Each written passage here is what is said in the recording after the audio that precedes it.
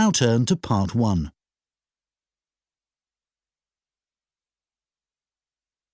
Part 1.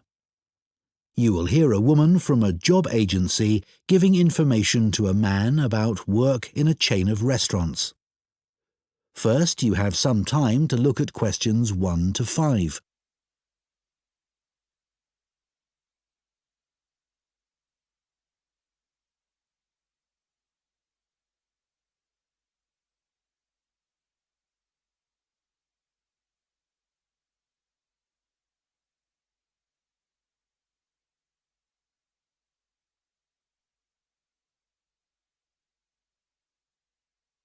Now listen carefully and answer questions 1 to 5. So I understand you're interested in restaurant work? Yes, I've got a bit of experience and I can provide references. That's good. I can check all that later.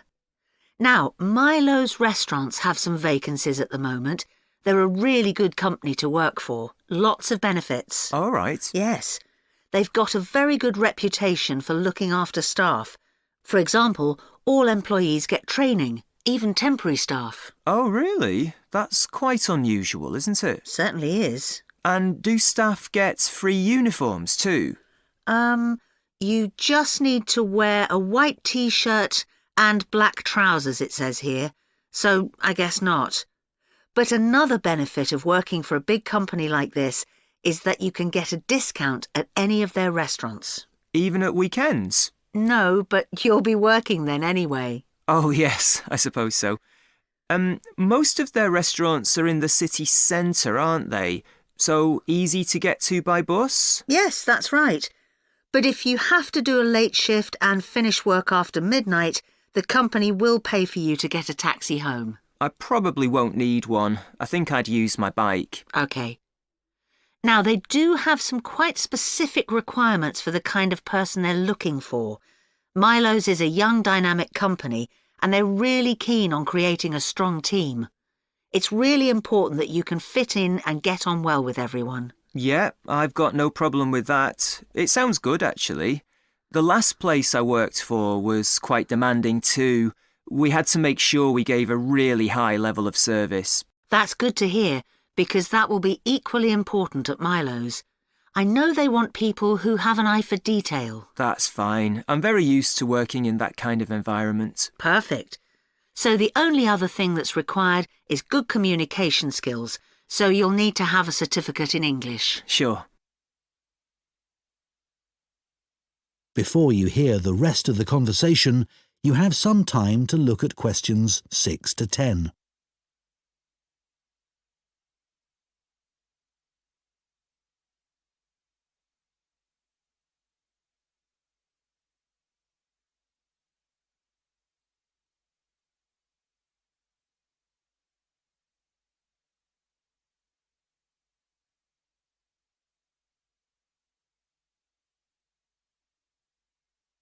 Now listen and answer questions 6 to 10. OK, let's have a look at the current job vacancies at Milo's. The first one is in Wivenhoe Street. Sorry, where? Wivenhoe. W-I-V-E-N-H-O-E. It's quite central, just off Cork Street. Oh, right. They're looking for a breakfast supervisor. That would be okay. So you're probably familiar with the kind of responsibilities involved. Obviously checking that all the portions are correct, etc. And then things like checking all the procedures for cleaning the equipment are being followed. Okay. And what about the salary? In my last job, I was getting £9.50 per hour. I was hoping to get a bit more than that. Well, to begin with, you'd be getting £9.75, but that goes up to £11.25 after 3 months. That's not too bad. And I suppose it's a very early start. That's the only unattractive thing about this job. But then you have the afternoons and evenings free. So the restaurant starts serving breakfast from 7 a.m, and you'd have to be there at 5:30 to set everything up. But you'd be finished at 12:30. Well, as you say, there are advantages to that. Now, you might also be interested in the job at the City Road branch. That's for a junior chef, so again a position of responsibility. I might prefer that, actually. Right. Well, obviously this role would involve supporting the sous chef and other senior staff. And you'd be responsible for making sure there's enough stock each week and sorting out all the deliveries. I've never done that before, but I imagine it's fairly straightforward once you get the hang of it. Yes, and you'd be working alongside more experienced staff to begin with, so I'm sure it wouldn't be a problem. The salary's slightly higher here. It's an annual salary of £23,000. Right.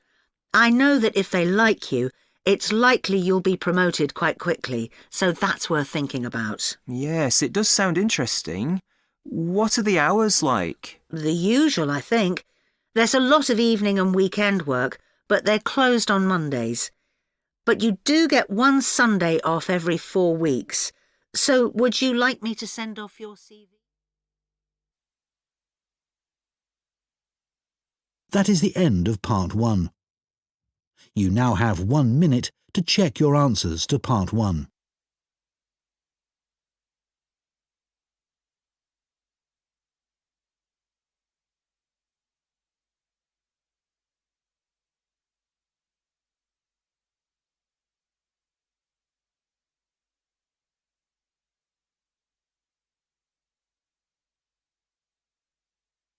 Part 2. You will hear a talk to members of the public about plans for a new housing development near a town called Nunston. First, you have some time to look at questions 11 to 14.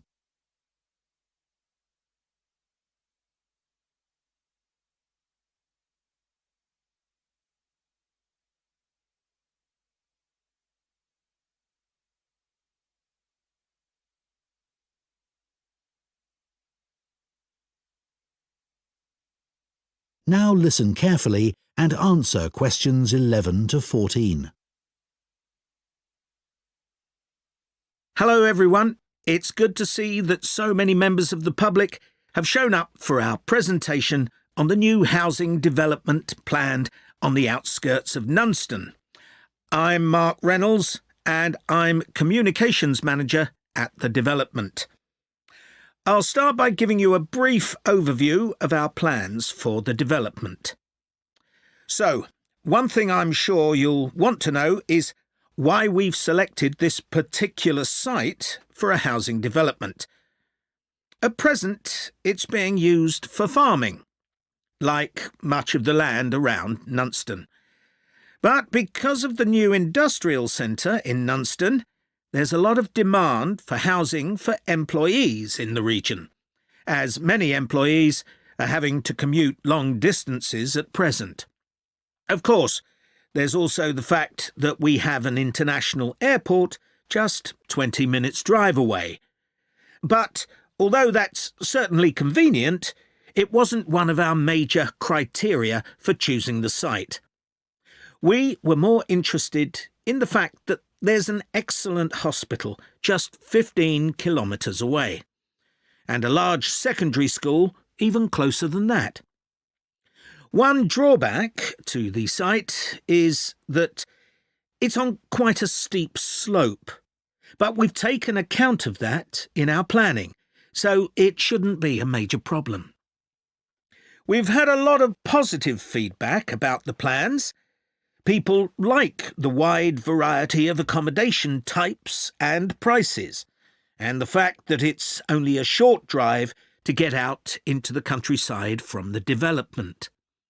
We were particularly pleased that so many people liked the designs for the layout of the development, with the majority of people saying it generally made a good impression and blended in well with the natural features of the landscape, with provision made for protecting trees and wildlife on the site.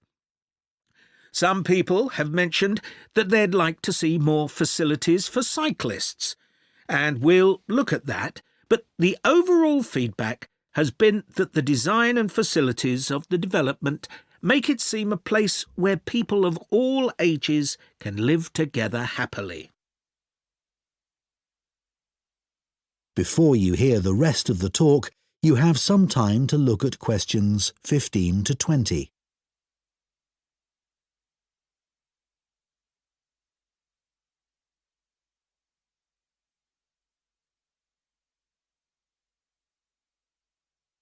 Now listen and answer questions 15 to 20. OK, so I'll put a map of the proposed development up on the screen. You'll see it's bounded on the south side by the main road, which then goes on to Nunston. Another boundary is formed by London Road on the western side of the development. Inside the development, there'll be about 400 houses and 3 apartment blocks. There'll also be a school for children up to 11 years old. If you look at the south entrance at the bottom of the map, there's a road from there that goes right up through the development. The school will be on that road, at the corner of the second turning to the left. A large sports centre is planned with facilities for indoor and outdoor activities. This will be on the western side of the development, just below the road that branches off from London Road. There'll be a clinic where residents can go if they have any health problems. Can you see the lake towards the top of the map? The clinic will be just below this, to the right of a street of houses. There'll also be a community centre for people of all ages. On the northeast side of the development, there'll be a row of specially designed houses specifically for residents over 65, and the community centre will be adjoining this. We haven't forgotten about shopping. There'll be a supermarket between the 2 entrances to the development. We're planning to leave the 3 large trees near London Road, and it'll be just to the south of these. It's planned to have a playground for younger children. If you look at the road that goes up from the south entrance, you'll see it curves round to the left at the top, and the playground will be in that curve with nice views of the lake. OK, so now, does anyone have any questions? That is the end of Part 2. You now have 30 seconds to check your answers to Part 2.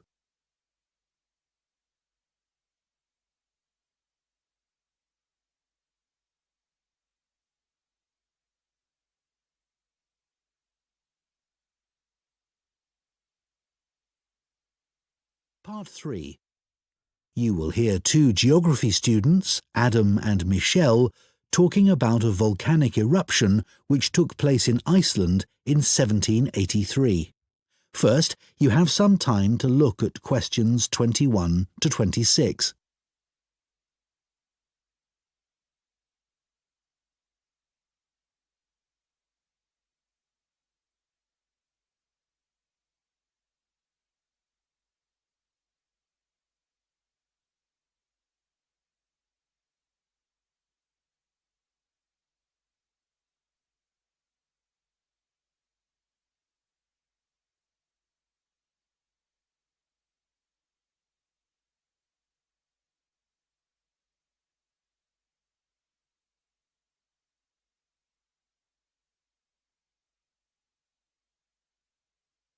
Now listen carefully and answer questions 21 to 26.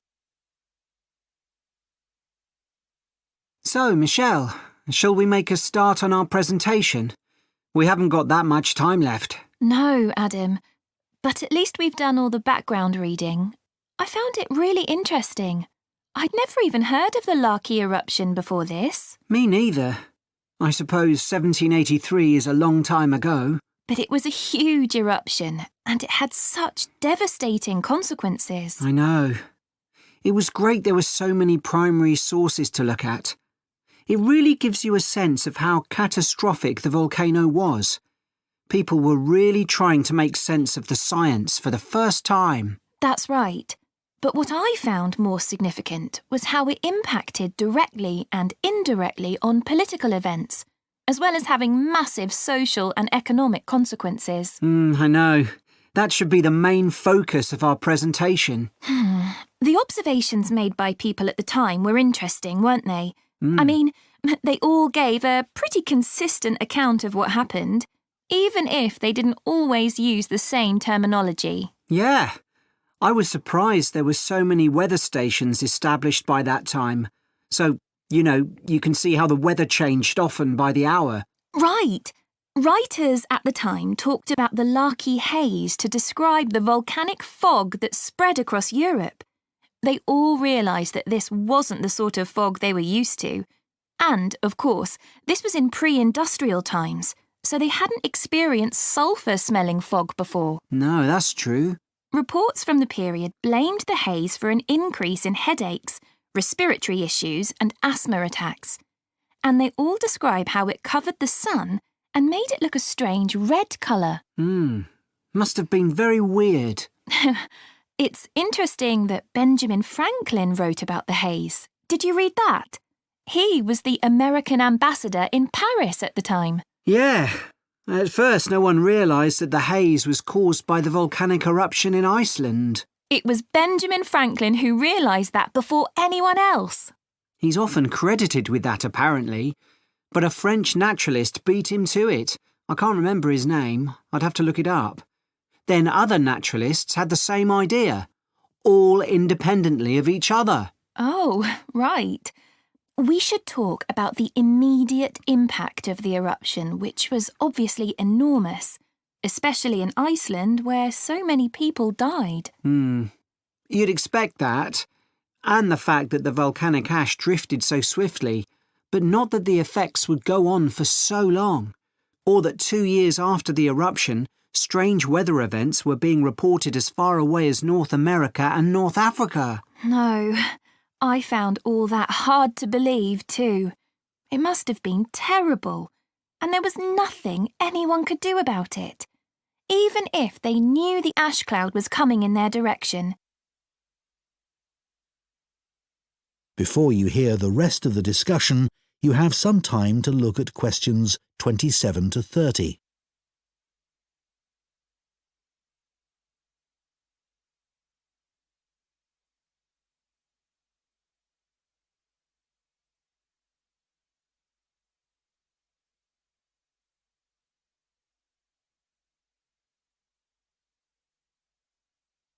Now listen and answer questions 27 to 30. We should run through some of the terrible consequences of the eruption experienced in different countries. There's quite a varied range. Starting with Iceland, where the impact on farming was devastating. One of the most dramatic things there was the effect on livestock as they grazed in the fields. They were poisoned because they ate vegetation that had been contaminated with fluorine as a result of the volcanic fallout. That was horrible. In Egypt, the bizarre weather patterns led to a severe drought, and as a result, the Nile didn't flood, which meant the crops all failed. It's so far from where the eruption happened, and yet the famine there led to more people dying than any other country. It was worse than the plague. OK. Then, in the UK, the mortality rate went up a lot, presumably from respiratory illnesses. According to one report, it was about double the usual number and included an unusually high percentage of people under the age of 25. I think people will be surprised to hear that the weather in the USA was badly affected too. George Washington even makes a note in his diary that they were snowbound until March in Virginia. That was before he became president. Yes, and there was ice floating down the Mississippi, which was unprecedented. Oh, astonishing, really. Anyway, what do you think we should include next? That is the end of Part 3. You now have 30 seconds to check your answers to Part 3.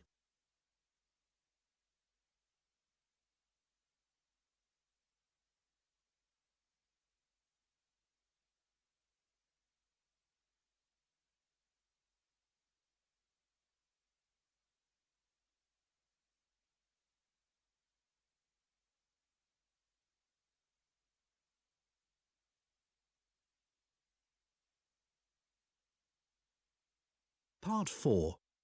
You will hear a student on a fashion design course giving a talk about the history of pockets. First, you have some time to look at questions 31 to 40.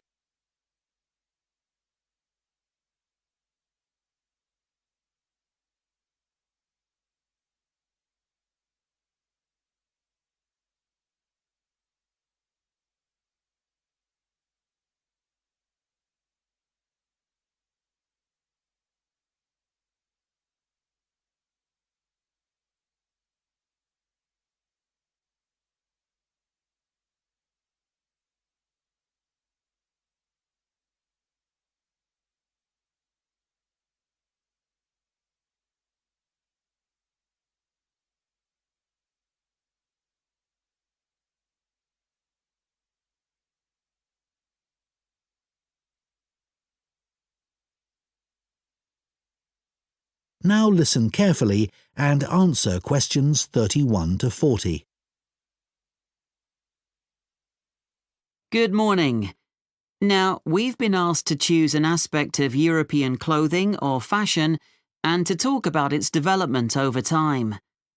I decided to focus on a rather small area of clothing, and that's pockets. I chose pockets for two reasons, really. We all have them in jeans, jackets, coats, for example, and even though we often carry bags or briefcases as well, nothing is quite as convenient as being able to pop your phone or credit card into your pocket. Yet, I suspect that, other than that, people don't really think about pockets too much, and they're rather overlooked as a fashion item. It's certainly very interesting to go back in time and see how pockets developed for men and women. In the 18th century, fashions were quite different from the way they are now, and pockets were too. If we think about male fashion first, that was the time when suits became popular. Trousers were knee-length only and referred to as breeches. The waistcoats were short and the jackets were long. But all three garments were lined with material, and pockets were sewn into this cloth by whichever tailor the customer used. The wearer could then carry small objects such as pencils or coins on their person and reach them through a gap in the lining. Coat pockets became increasingly decorative on the outside for men who wanted to look stylish, but they were often larger but plainer if the wearer was someone with a profession who needed to carry medical instruments, a doctor or physician, for example.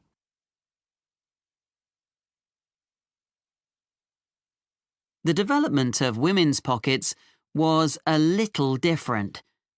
For one thing, they weren't nearly as visible or as easy to reach as men's. In the 18th and 19th centuries, women carried numerous possessions on their person, and some of these could be worth a lot of money. Women were more vulnerable to theft, and wealthy women, in particular, worried constantly about pickpockets.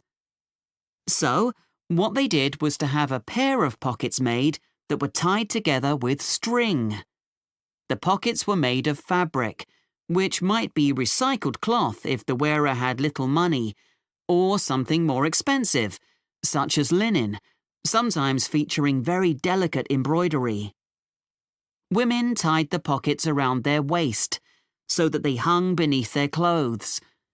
Remember, skirts were long then, and there was plenty of room to hide a whole range of small possessions between the layers of petticoats that were commonly worn. They would have an opening in the folds of their skirts, through which they could reach whatever they needed, like their perfume.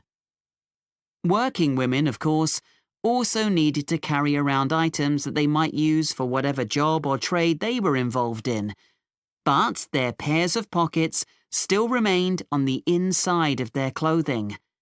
They just got bigger or longer, sometimes reaching down to their knees.